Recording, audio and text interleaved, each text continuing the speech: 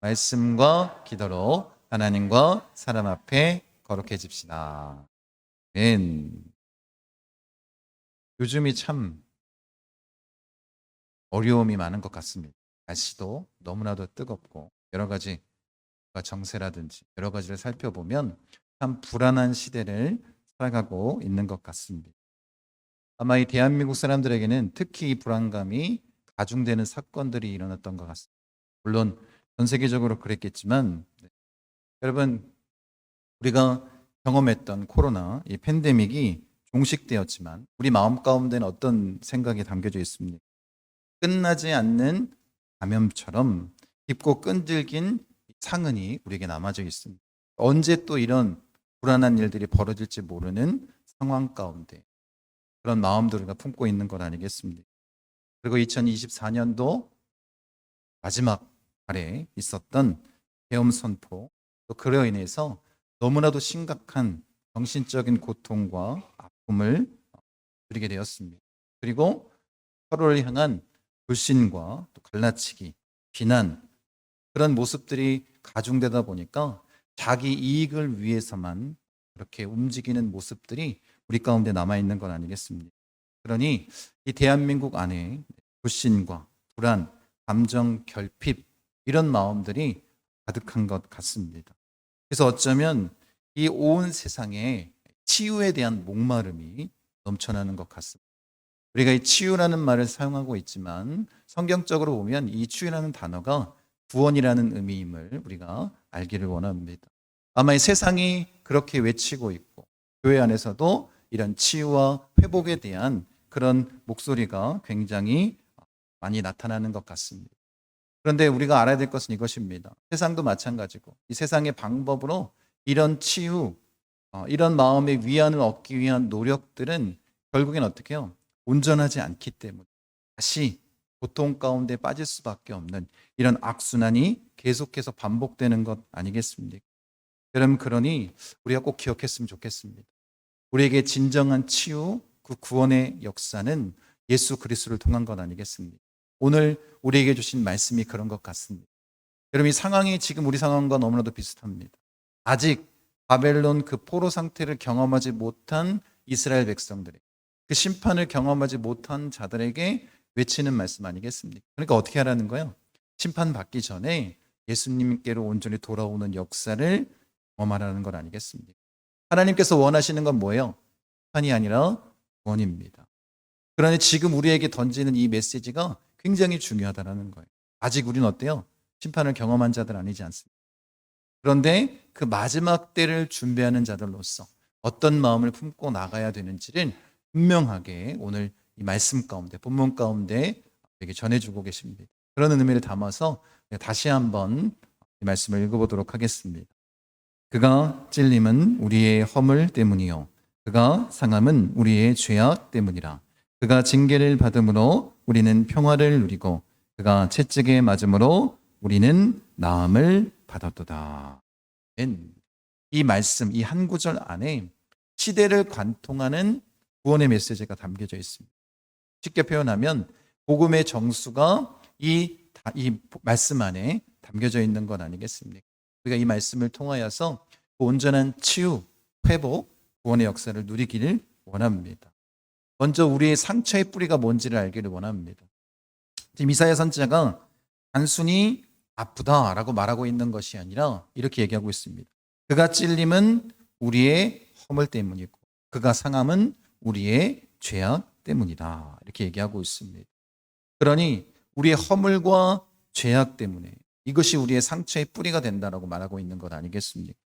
여기서 허물로 번역된 단어, 이 히브리어 단어들은 단순한 실수가 아닙니다. 의도적으로 반역하는 거예요. 그러니까 하나님과 적대적인 감정을 갖는 것. 이것이 우리의 허물이다라는 것입니다. 그런데 여러분이 잘 알고 있는 것처럼 하나님과 그 반대된 자리에 서 있는 것이 그게 뭐예요? 그것이 죄 아니겠습니까? 그런 모습으로 우리가 살아갔다라는 것입니다. 하나님을 향한 반역적인 이 본성, 이 죄악의 문제, 이것 때문에 우리가 그렇게 하나님과 떨어질 수밖에 없는 것 아니겠습니까? 여러분, 그러니 이 죄 가운데 있는 자들의 삶의 모습이 어떻겠습니까? 이기심과 교만, 타인을 향한 시기와 원망 가득한 모습으로 살아갈 수밖에 없는 것 아니겠습니까? 그런데 이 모든 문제를 하나님께서 해결하시기 원하셨다라는 것. 팀켈러 목사님의 이 용서라는 이 책에 보면 진정한 용서와 치유는 상대방이 마땅히 받아야 할 심판의 목까지도 내가 대신 떠안을 때 이 대속적인 사랑에서만 가능하다라고 그렇게 말하고 있습니다. 그러니 진짜 이 치유와 용서는 누구를 통해서만 이루어질 수 있는 거예요? 예수 그리스도의 십자가의 사랑을 통해서만 가능한 것 아니겠습니까? 우리가 이런 치유와 용서의 은혜를 받아들이는 자가 되기를 원합니다. 그럼 세상은 어떻습니까? 이런 치유와 용서를 받기 위해서, 그런 온전한 그 치유와 회복을 위해서 과학기술이나 여러 가지를 이용하거나 세상적인 방법을 찾아 헤매며 살아가고 있습니다. 그런데 중요한 것은 이것입니다. 그런 세상적인 방법은 고통을 잠시 잊게 할 진통제밖에 되지 않는다. 진짜 주님 앞에 설 때에, 그 하나님의 말씀으로 우리가 설 때에 그 병의 근원을 치료할 수 있는 치료제를 우리가 받아 누릴 수 있는 것 아니겠습니까? 근데 세상은 어떻다고요? 이 진통제만을 갈구하고 갈망하며 나아가니 이 사회가 중독에 빠지는 것 아니겠습니까? 약물 중독, 도박, 여러 가지 중독의 문제들이 이 세상 가운데 가득할 수밖에 없는 것 아니겠습니까? 이것을 꼭 기억했으면 좋겠습니다. 세상의 방법은 진통제로 끝날 수밖에 없습니다. 오직 우리를 치료하실 수 있는 분은 예수 그리스도 십자가의 은혜밖에 없음을 잊지 마시기 바랍니다. 그러니 그 치유의 길을 우리에게 말씀해 주시는 것 아니겠습니까? 하나님께서 이 십자가를 통해서 이 완전한 치유의 계획을 세워 주셨습니다. 이 구원 계획.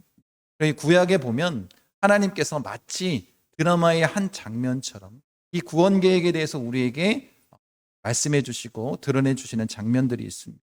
여러분, 아담이 선악과를 따먹고 자신의 그 벗은 몸에 죄의 수치를 갖고 있을 때에 어떻게 했어요? 가죽옷을 입혀주셨습니다. 그 의미가 무엇이겠습니까? 이 죄를 가리기 위해서는 계속적인 희생이 필요하다는 것을 우리에게 말씀해 주시는 것 아니겠습니까? 그리고 이 출애굽할 때에 그 장자의 죽음, 그것을 뛰어넘기 위해서는 뭐가 필요했어요? 유월절 어린 양의 피가 필요했습니다. 그러니 이 의미가 무엇이겠습니까? 심판 앞에서 우리를 구원할 수 있는 것은 다른 것이 아니라 이 보혈의 능력임을 우리에게 말씀해 주신 것 아니겠습니까? 또 한 가지 중요한 사건이 있는데 이 광야의 노뱀 사건이 굉장히 중요합니다. 여러분, 이스라엘 백성이 어때요? 광야에서 하나님을 원망하다가 불뱀에 물려 죽기 시작했습니다. 그런데 하나님께서 이 불뱀에 물린 자들을 살리는 그 방법으로 치료제를 주신 것이 아니라 뭐라고 말씀하세요? 노뱀을 만들어 강대 위에 달고 그것을 쳐다보는 자는 낫는다라고 말씀하셨습니다. 치료제를 주신 것이 아니라 뭘 원하신 것입니다. 뭘 원하신 것입니까? 하나님께서는 믿음으로 그것을 쳐다보는 자들, 그들에게 구원을 주신다라는 건 아니겠습니까? 여러 단어의 행위가 담겨 있는 것이 아니라 어떻게 하라는 거예요? 하나님의 약속의 말씀을 믿고 순종하는 것이 그 방법이라는 거예요. 그 구원의 방법이라고 우리에게 말씀해 주고 있는 건 아니겠습니까? 그래서 예수님께서 훗날 이 밤에 몰래 찾아온 니고데모에게 직접 이 사건을 언급하시면서 그것이 십자가의 사건임을 확증해 주시는 말씀하십니다. 모세가 광야에서 뱀을 든 것 같이 인자도 들려야 하리라. 이는 그를 믿는 자마다 영생을 얻게 하려 하심이라. 이렇게 말씀하십니다. 예수님이 분명하게 말씀하셨습니다. 그 십자가를 통해서 이 구원이 완성된다는 것을 말씀해 주시는 것 아니겠습니까? 그러니 과거에 있었던 이 구약에 있었던 제사라든지 이런 것들은 다 이 구원 계획의 그림자밖에 되지 않는 것입니다. 실체가 아니니까 완전할 수 없는 그 죄사함 아니겠습니까? 불완전한 모습입니다. 그래서 히브리서에서 그것을 이렇게 지적하고 있습니다. 이는 황소와 염소의 피가 능히 죄를 없이 하지 못하기에 이렇게 말하고 있습니다. 여러분, 제사를 항상 이 대제사장이 날마다 그 속죄제를 1년에 한 번씩 드리고 또 여러 가지 제사를 드리지 않습니까? 그런데 어떻다라는 거요? 죄를 지으면 또다시 뭐가 필요한 거요? 또 속죄물이 필요한 것 아니겠습니까? 이것이 반복될 수밖에 없는 상황을 얘기하고 있는 거예요. 마치 이와 같습니다. 우리가 누군가에게 돈을 빌렸다고 한번 생각해 보십시오. 은행이 됐든 사채가 되었든. 근데 어때요? 원금은 그대로 남아있고 계속해서 어떤 삶을 사는 거예요? 그 이자만 갚는 삶을 사는 거예요. 그러니 어떻습니까? 우리는 어떤 삶을 산 거예요? 계속해서 빚쟁이의 삶을 살 수밖에 없는 건 아니겠습니까? 그 문제를 해결하지 못하는 모습으로 나아간 것 아니겠습니까? 구약의 제사가 그랬다라는 거예요. 잠시 그 죄를 가릴 수 있지만 그 죄를 제거할 수는 없었다라는 것이. 여러분, 그런 모습으로 우리가 살아갔는데 이제 하나님께서 완전히 이 죄의 문제를 해결하기 위해서 그림자가 아닌 실체를 보여주시겠다는, 모형이 아닌 원본을 우리에게 보여주신 것 아니겠습니까?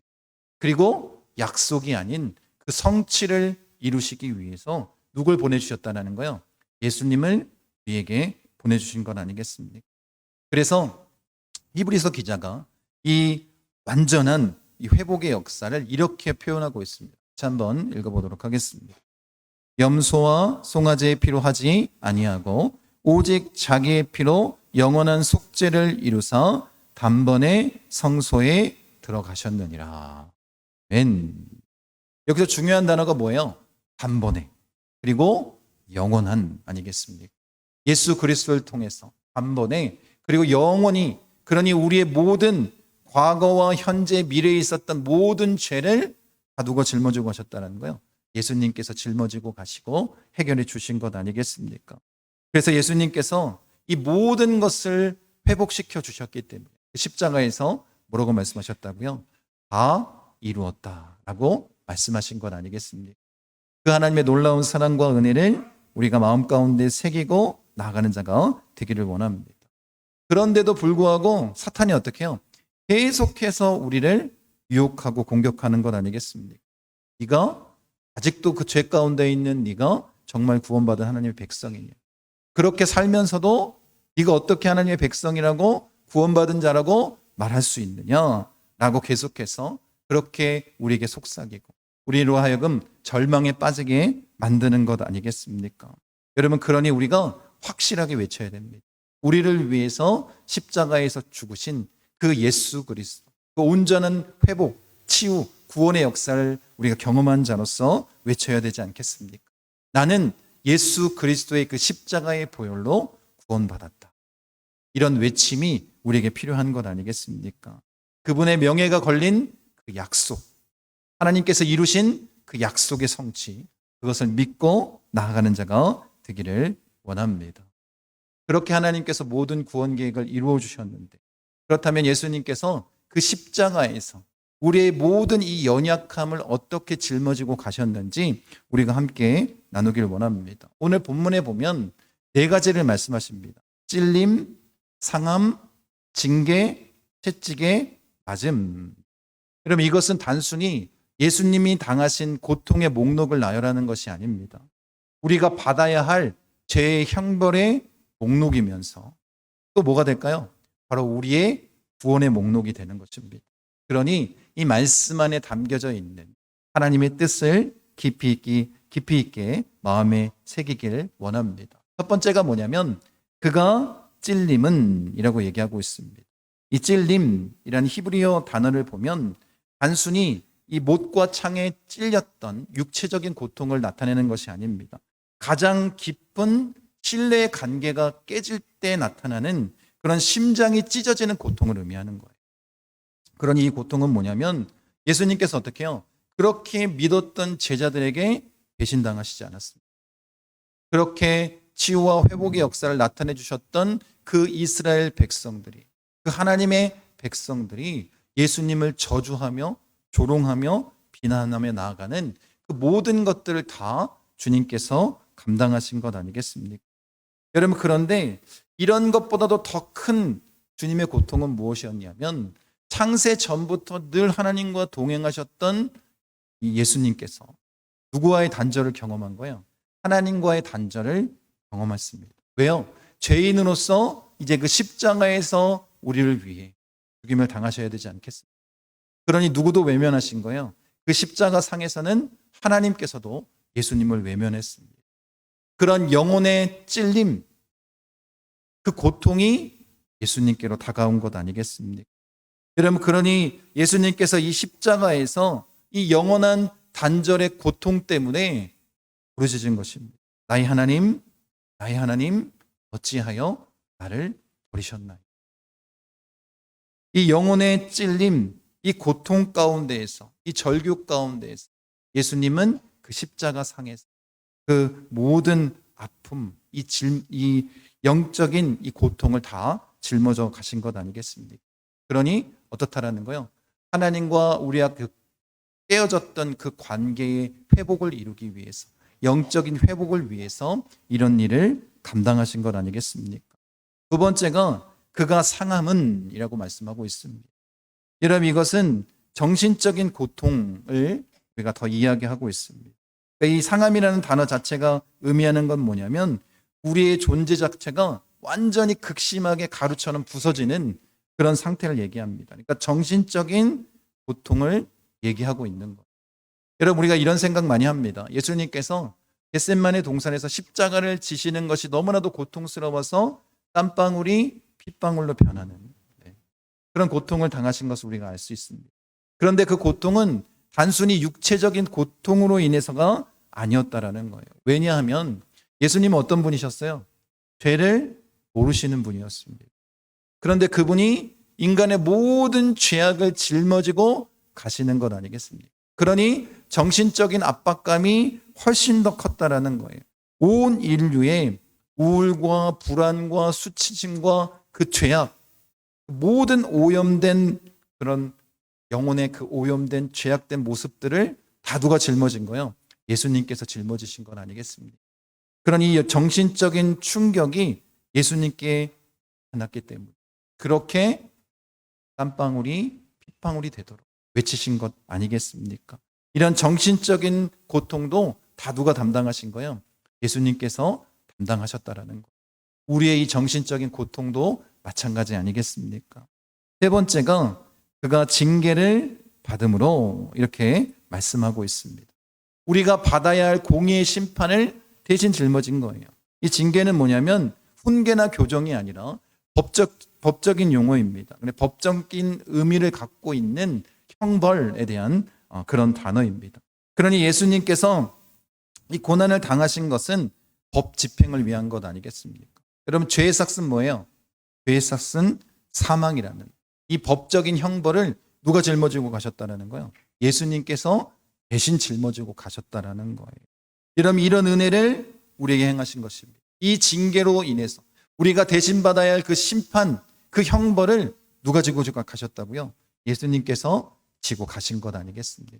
이것이 우리에게 얼마나 큰 은혜인지를 마음 깊이 새기는 자가 되기 원합니다. 네 번째는 뭐냐면 예수님께서 채찍에 맞음으로 이렇게 말씀합니다. 이 채찍에 맞다라는 단어는 그분의 몸에 남은 상처와 멍자국을 의미합니다. 여러분, 예수님이 이 로마인들이 내리는 채찍 잘 아시지 않습니까? 거기에 뼈 조각이나 철 조각을 달고 있어서 그 채찍을 맞으면 살갗이 찢어지고 뼈가 드러나는 그런 고통 가운데 있는 채찍 아니겠습니까? 여러분, 예수님께서 우리의 모든 육체적인 이 질병의 고통을 다 짊어지고 가셨다라는 것. 예수님이 채찍에 맞음으로 말미암아 그렇게 살과 피를 찢기시고 흘려주심으로 말미암아 우리 육체의 모든 고통을 짊어지셨다라는 것. 그러니 지금 이 53장 5절에 우리에게 전해주고 있는 이 말씀의 핵심은 뭐냐면 예수님께서 이 고통을 통해서 우리의 영적이고 정신적이고 법적이고 육체적인 모든 문제를 다 짊어지고 가셨다라는 거예요. 온전히 우리를 회복시켜 주시는 역사가 나타난 것 아니겠습니까? 그러니 우리는 어떻게 살아야 된다고요? 그 십자가를 바라보고 그 십자가의 은혜를 마음 가운데 새기고 그 구원의 역사를 누리는 자가 되어야 되지 않겠습니까? 그러니 여러분이 진정 믿음으로 예수님과 함께 동행하는 자라면 이런 믿음의 고백이 되어야 되는 건 아니겠습니까? 나의 그 관계를 깨트리는 교만이 예수님을 찔렀고 나의 정신을 짓누르는 이 불안과 죄책감이 그분을 상하게 했고 내가 받아야 할 이 심판이 그분께 징계로 내려졌고 나의 연약함과 질병이 그분의 몸에 채찍 자국으로 새겨졌음을 우리가 깨닫는 자가 되길 원합니다. 그럴 때 뭐가 시작될까요? 그럴 때 온전한 치유와 회복의 역사가 시작되는 것 아니겠습니까? 여러분이 진짜 그 주님 앞에 그런 눈물을 흘리고 회개의 눈물을 흘리고 결단하고 돌이키는 자들이 되기를 원합니다. 우리의 영적이고 정신적이고 법적이고 육체적인 모든 문제를 짊어지고 가신 그 주님의 은혜를 깊이 마음 가운데 새기길 원합니다. 그러니 이 절망의 자리, 고통의 자리에서 예수 그리스도만이 우리를 구원해 주실 수 있는 거다. 그러면서 우리에게 약속하신 것이 있습니다. 그 주님 앞에 선 자들에게 주시는 그 두 가지 십자가의 선물, 그걸 뭐라고 말씀하시냐면 평화와 나음이라고 얘기합니다. 그리고 여러분이 잘 알고 있는 히브리어 단어입니다. 샬롬과 라파입니다. 이런 은혜를 우리에게 주신다라는 것 아니겠습니까? 그 은혜를 우리가 누렸으면 좋겠습니다. 첫 번째 그 십자가의 선물이 뭐냐면 흔들리지 않는 평화 아니겠습니까? 이사야가 이렇게 선포합니다. 그가 징계를 받음으로 우리가 평화를 누리고 이렇게 말씀하고 있습니다. 여러분 이 평화는 문제가 없는 고요한 상태를 얘기하는 것이 아닙니다. 여러분이 잘 알고 있는 것처럼 성경이 말하는 샬롬은 그런 소극적인 상태가 아닙니다. 샬롬은 어때요? 깨어져 있던 그런 조각들이 완벽하게 맞춰지는 거예요. 모든 관계에 틀어졌던 문제들이 다 회복되는 것입니다. 마치 이 모자이크로 만든 그 모자이크가 완벽하게 맞춰져 있는 상태라고 생각하시면 돼요. 그 모든 조각들이 자기 자리를 찾아가는 것 아니겠습니까? 여러분 이런 완벽한 조화와 기능을 발휘하는 것이 샬롬입니다. 그러니까 이 샬롬은 어때요? 하나님과의 관계가 회복되어지는 것이고 이웃과의 관계가 회복되어지는 것이고 나 자신과의 관계가 회복되어지는 것이고 모든 피조물이 어때요? 회복되어지는 그런 관계를 나타내는 그것이 뭐라고요? 그것이 샬롬입니다. 이게 어떻게 우리에게 주어졌다는 거예요? 예수님께서 징계를 받으심으로 대신 우리를 위해서 그 목숨을 내어놓으심으로 우리가 누리게 된 건 아니겠습니까? 그 십자가에서 우리가 받아야 될 모든 형벌을 짊어지고 가셨기에 우리에게 온 거예요. 그러니 어때요? 이 모든 문제를 뭘 통해서 이루어 주셨습니까? 그 모든 이 죄의 문제를 해결해 주셨기 때문에 그것을 허물어 주셨기 때문에 우리가 이 평화를 누리며 나아가는 것 아니겠습니까? 여러분이 참 평화를 누리는 자가 되기를 원합니다. 어느 나라의 왕이 이런 요청을 했다고 합니다. 진정한 평화에 대해서 그림을 그려오라. 그리고 그것에 대해서 큰 선물을 주겠다라고 얘기했습니다. 그리고 이제 마지막 이 심사의 날이 됐습니다. 그리고 이제 두 개의 그림이 선택되어져서 올라왔습니다. 첫 번째 그림을 보면서 모든 사람들이 이런 생각을 했습니다. 아, 저 그림이야말로 진짜 평화를 상징하고 있구나라고 생각했습니다. 그림을 보니까 거울처럼 잔잔한 호수가 그려져 있습니다. 그 위에 백조들이 무리를 지어서 떠다니고 또 멀리 바라보는 그 산 위에 솜사탕 같은 구름이 떠다니는 그런 그림이었습니다. 누구든지 그 그림을 보면서 마음까지 고요해지는 그렇게 참 평안을 나타내는 진정한 평화를 상징하고 있는 그림이다. 이렇게 생각을 하고 있었습니다. 그래서 이 그림이 상을 받게 될 거야 라고 사람들이 수군거리기 시작했어요. 두 번째 그림을 보게 됐는데 왕이 두 번째 그림을 바라보면서 주의 깊게 계속해서 바라보고 있었습니다. 이 그림은 첫 번째 그림과는 정반대입니다. 시커먼 먹구름이 하늘을 뒤덮고 있습니다. 번개가 내리치고 거대한 폭포수가 진짜 무서운 기세로 포효하며 막 쏟아져 내리고 있었습니다. 그 그림 안에는 도무지 평화라고는 찾아볼 수 없는 그런 그림이었다는 거예요. 그런데 왕이 자세히 그 그림을 바라보니까 그 포효하는 폭포수 뒤편으로 해 둥지가 하나가 있었습니다. 어미새가 이 새끼새를 품고 있는 모습. 너무나도 담대하고 당당하게 그렇게 이 바라보고 있는 어미새의 눈동자와 그 어미를 바라보는 이 아기새의 눈동자에는 참 평화가 그려져 있었다는 것. 그런 모든 폭풍우가 됐든 뭐가 됐든 이것이 문제가 아니라 누가 함께 있으니까 이 어미새와 함께 있는 아기새에게는 참 평안이 깃들어져 있었다는 것입니다. 그래서 이 왕이 이 두 번째 그림을 가리키며 이렇게 선포했다고 합니다. 이것이 진정한 평화다. 평화는 문제가 없고 고요한 장소에 있는 것이 아니라 온갖 시련과 혼돈 한가운데 있으면서도 마음속에 흔들리지 않는 평온함을 유지하는 것이 평화다. 이렇게 말했다라는 것입니다. 여러분, 하나님께서 그 십자가를 통해서 우리에게 주시는 평화, 샬롬이 이와 같다라는 것. 우리의 모든 문제가 사라지는 것이 아닙니다. 우리의 모든 문제를 없애주시겠다라고 말씀하신 것이 아닙니다. 그런데 어떻다라는 거요? 그 어떠한 폭풍 속에서도 우리와 함께 하시겠다고 말씀. 우리에게 참 평안을 약속하신 것 아니겠습니까? 여러분, 우리의 평안은 우리의 환경에 달려있지 않습니다. 우리의 평안은 그럼 어디에 달려있습니까?